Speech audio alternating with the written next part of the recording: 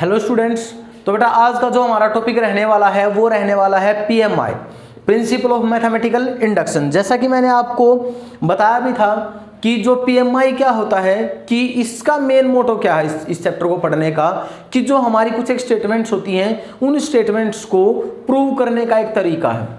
कोई भी किसी भी टाइप की स्टेटमेंट है उसको प्रूफ करने का फॉर एवरी नेचुरल नंबर, कि वो सेटिस्फाई करता है या नहीं करता, उसके लिए हमारे पास ये मेथड है जिसका नाम है प्रिंसिपल ऑफ मैथमेटिकल इंडक्शन। तो चलिए सबसे पहले जान लेते हैं कि स्टेटमेंट एक्चुअली होती क्या है। कि देखो स्टेटमेंट के लिए मैं आपको बता देता हूं कि एक सेंटेंस होता है, सिर्फ और सिर्फ सिंपली ये हमारे पास क्या है कि सेंटेंस है। ऐसा सेंटेंस जो सही भी हो सकता है और गलत भी हो सकता है, उसको क्या कहूंगा मैं, स्टेटमेंट कहूंगा। उसके बाद हमारा आता है नेक्स्ट जो पार्ट है वो है मैथमेटिकल स्टेटमेंट, कि मैथमेटिकल स्टेटमेंट एक्चुअली होता क्या है। ऐसी स्टेटमेंट जिसमें मैथमेटिक्स की जो हमारी फंक्शंस वगैरह होते हैं वो अगर उसमें इंक्लूड हो जाए, मैथमेटिकल फंक्शंस या फिर मैथमेटिकल ऑपरेटर्स अगर उसमें इंक्लूड हो जाए, तो उसको क्या कहूंगा मैं, एक मैथमेटिकल स्टेटमेंट कहूंगा। जिनमें से हमारे पास एक बिल्कुल सिंपल सी स्टेटमेंट है क्या, कि 1 + 2 + 3 + 4 and up to so on n is equals to n × n + 1/2। ये हमारे पास होता है सम ऑफ n नेचुरल नंबर्स के लिए। एक फॉर्मूला है, हमने पढ़ा भी है कि n × n + 1/2 होता है हमारे पास। ये सिंपल सा फॉर्मूला होता है मेरे पास। तो चलिए अगर मान लीजिए अब इसी फॉर्मूला को हमें प्रूव करना है कि ये सारी चीज सही है फॉर एवरी नेचुरल नंबर, तो देखते हैं कि क्या ये सही है या नहीं है। उसके लिए हमें सिर्फ 3 स्टेप में से गुजरना पड़ेगा, और वो 3 स्टेप हमारे क्या हैं। सबसे पहला स्टेप, जो फर्स्ट स्टेप है, वो स्टेप मेरा क्या है कि प्रूव या फिर चेक फॉर n = 1, कि यहां पे कंडीशन रहने वाली है कि n मेरा किससे बिलोंग करेगा, नेचुरल नंबर से बिलोंग करेगा। कि सबसे पहले 1 के लिए चेक करूंगा। यहां मेरे पास क्या है, n, तो देखो LHS में तो आ गया मेरे पास 1। अब यहां मेरे पास RHS में 1 × 1 + 1/2, 1 + 1 तो 2 होता है, विच इज इक्वल टू 1। तो LHS और RHS मेरे दोनों सेम हो गए, मतलब ये मेरी स्टेटमेंट n = 1 के लिए क्या है, सही है। अब दूसरा रूल क्या कहता है, we assume, let us assume, मैं यहां पे वी नहीं करके लेट अस एज्यूम करूंगा, let us assume that the statement, इस स्टेटमेंट को Pn से रिप्रेजेंट कर रहा हूं, Pn is true for n = k, कि मैं यहां पे मान के चल पड़ा कि जो ये स्टेटमेंट है n = k के लिए क्या है, बिल्कुल सही है। मतलब ये बिल्कुल सही है n = k के लिए। तो यहां 1 + 2 + 3 and up to so on + k will be equal to k × k + 1/2। तो इस चीज को मैं सच मान के चलूंगा, बिल्कुल ठीक है।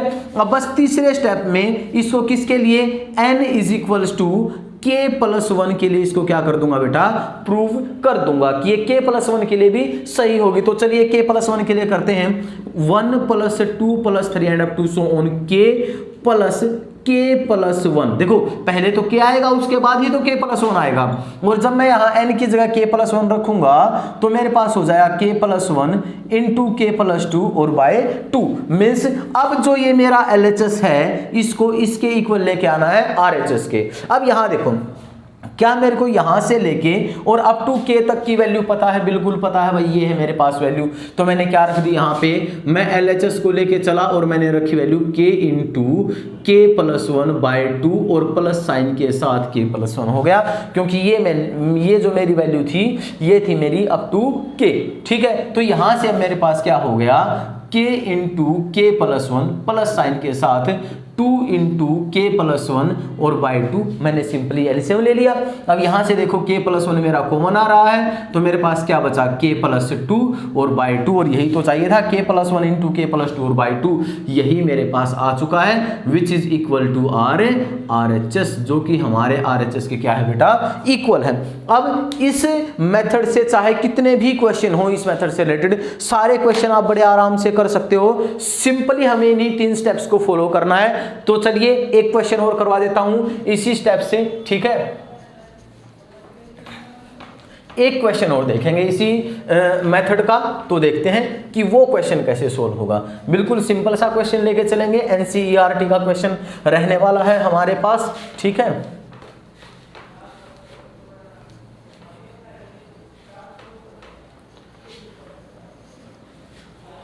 तो चलिए देखते हैं क्वेश्चन को कि हमारे पास क्वेश्चन क्या रहने वाला है। क्वेश्चन है मेरे पास 1 + 3, मैं एक बार क्वेश्चन लिख देता हूं यहाँ पे। क्वेश्चन मेरे पास रहने वाला है, क्वेश्चन है मेरे पास 1 + 3 + 3 square plus and up to so on 3 raise to the power n - 1 is equals to 3 raise to the power n - 1 और बाय 2। ये मेरे पास एक स्टेटमेंट थी और मेरे को क्या करना था, इस स्टेटमेंट को प्रूव करना था कि ये एवरी नेचुरल नंबर के लिए क्या है, ये स्टेटमेंट ट्रू है। तो चलिए स्टार्ट करते हैं। सबसे पहले n = 1 के लिए देखते हैं, वही स्टेप हमारा। तो यहाँ मेरे पास क्या था, 3 raise to the power n - 1 means मैंने लिया 3 raise to the power 1 - 1 which is 3 raise to the power 0 which is equal to 1। हो गया हमारा 1 के इक्वल। अब RHS देखते हैं, 3 रेज टू द पावर 1 - 1 और बाय 2/2 मेरे पास क्या आ गया बच्चे, यहां से 1 आ गया, ठीक है। अब क्या करेंगे, n = k के लिए इसको क्या मान लेंगे, सच मान लेंगे कि n = k के लिए क्या है, सही है। तो मैंने यहां पे वैल्यू पुट की 1 + 3 square plus up to so on 3 raise to the power k - 1 is equals to 3 raise to the power k - 1/2। ये हो गया हमारा अगला स्टेप। अब तीसरा स्टेप क्या है, किसी स्टेटमेंट को किसके लिए प्रूव करना है, हमें प्रूव करना है n = k + 1 के लिए प्रूव करना है, ठीक है। अब k + 1 के लिए क्या करूंगा, 1 + 3 square plus up to so on 3 raise to the power k - 1, क्योंकि पहले तो k के लिए ही आएगा, फिर उसके बाद यहां पे आएगा k + 1 which is equal to 3 raise to the power, देखो n - 1 था, n की जगह k + 1 और -1 तो कैंसिल होने के बाद मेरे पास क्या बचेगा, सिर्फ और सिर्फ k बचने वाला। 3 raise to the power k will be equal to, तो यहां से मेरे पास हो जाएगा 3 raise to the power k + 1 - 1 and by 2। हो गया। तो देखो अब क्या मेरे को यहां से लेके और यहां तक की वैल्यू पता है, बिल्कुल पता है, मैंने रख दी value 3 raise to the power k - 1/2, अब प्लस साइन के साथ 3 raise to the power k/1। अब क्या करना है मेरे को, सिंपली एलसीएम ले लूंगा। तो एलसीएम लेने के बाद 3 raise to the power k - 1 plus sign के साथ 2 × 3 raise to the power k और बाई मेरे पास आ गया 2। अब देखो दोनों में से मेरे पास क्या कॉमन आ रहा है, 3 raise to the power k common आ रहा, तो मैंने क्या किया, 3 raise to the power k को कॉमन किया, तो यहां से मेरे पास क्या बचा, यहां 3 raise to the power k common किया तो 1 और सॉरी मेरा 3 raise to the power k, मैं इसको थोड़ा सा रीसफल करके लिख रहा हूं, फिर उसके बाद थोड़ा सा और भी क्लियर हो जाएगा कि क्या करना। देखो मेरे पास मैंने इसको रीसफल करके लिखा 3 raise to the power k plus sign के साथ 2 × 3 raise to the power k और ये हो गया -1 और यहां से मेरे पास आ गया बाई में 2 आ गया, ठीक है।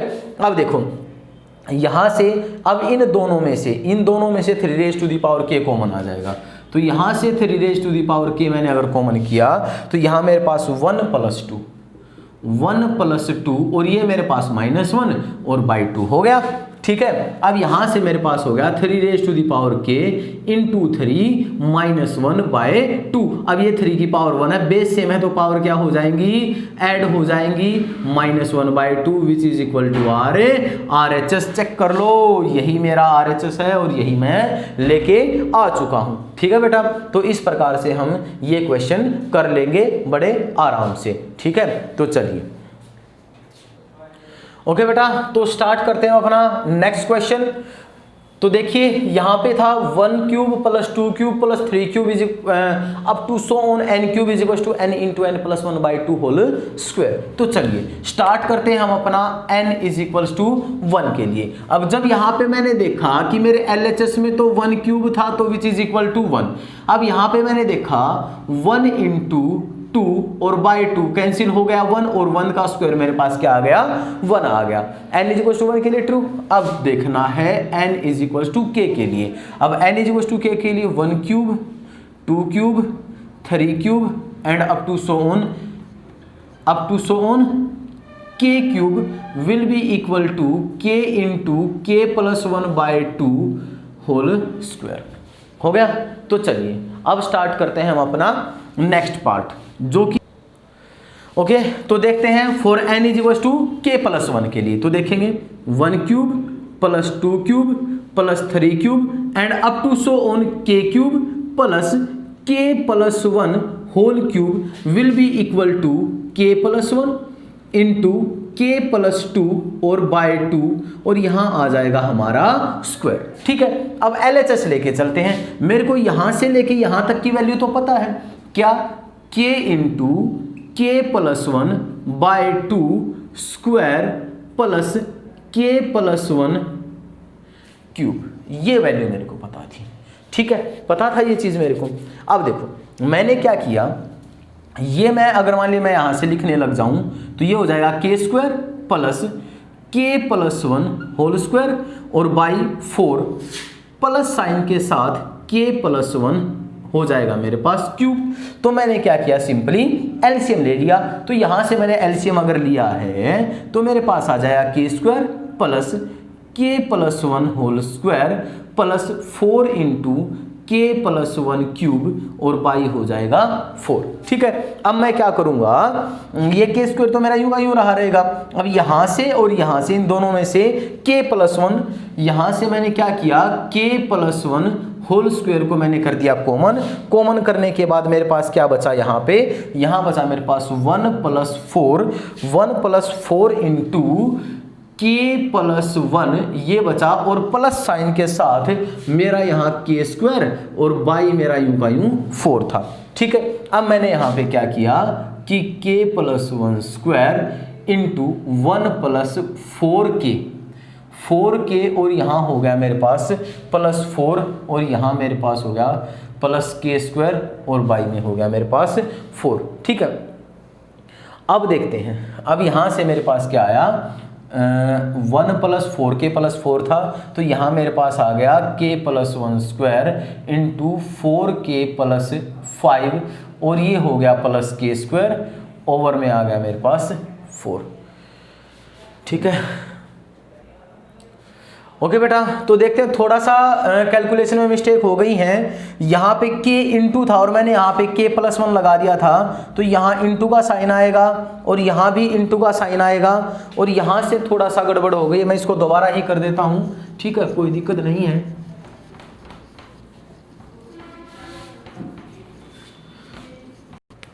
ओके बेटा, तो अब कॉमन करते हैं। यहाँ से मैंने कॉमन किया k+1 स्क्वायर तो मेरे पास यहाँ आ जाएगा k² plus 4 into k+1 bye 4 हो जाएगा नीचे। ठीक है, अब यहाँ से k+1 स्क्वायर कॉमन किया था तो k+1 रहेगा। ठीक है, तो यहाँ से k+1 square into k² plus 4k और +4 और बाई 4 हो गया और ये k+1 स्क्वायर और ये k+2 होल स्क्वायर और बाई 4 और मैं इसको लिख दूंगा k+1 k+2 बाई 2 एंड ये हो गया हमारे पास होल स्क्वायर। और यही मेरे को देख लो, यही मेरे को चाहिए था। तो बेटा देखो, आप PMI से रिलेटेड क्वेश्चंस बड़े आराम से कर सकते हो और इसी प्रकार से सोल्व कर सकते हो। बस हमें इन्हीं 3 स्टेप्स को फॉलो करना है और अपना क्वेश्चन को क्या कर लेना है, सोल्व कर लेना है। तो आज की वीडियो में इतना ही रहने वाला है। Thank you.